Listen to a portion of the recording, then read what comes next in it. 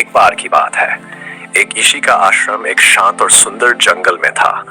वहाँ कई शिष्य रहते थे जो ऋषि से ज्ञान प्राप्त करते थे। उनमें से एक शिष्य अर्जुन बहुत बेचैन रहता था। वह अक्सर सोचता, भगवान मुझे कभी आशीर्वाद क्यों नहीं देते? मैं तो इतनी पूजा करता हूँ, फिर भी मेरा मन शांति क्यों नहीं पाता?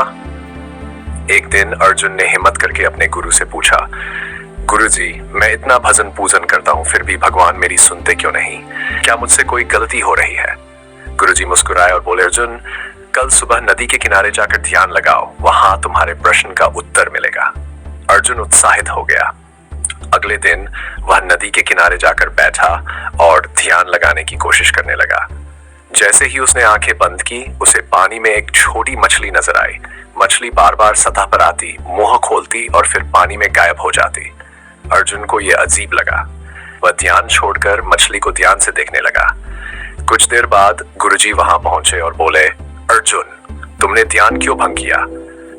अर्जुन ने कहा, गुरुजी, इस मछली को देखिए, ये बार बार मुंह खोल रही है, जैसे इसे कुछ चाहिए। गुरुजी हंस पड़े और बोले, अर्जुन, यही तो तुम्हारे प्रश्न का उत्तर है। ये मछली पानी में रहकर भी बार बार मुंह खोलती है, जैसे उसे प्यास लगी हो। लेकिन सच्चाई यह है कि उसे अपनी स्थिति का एहसास नहीं है।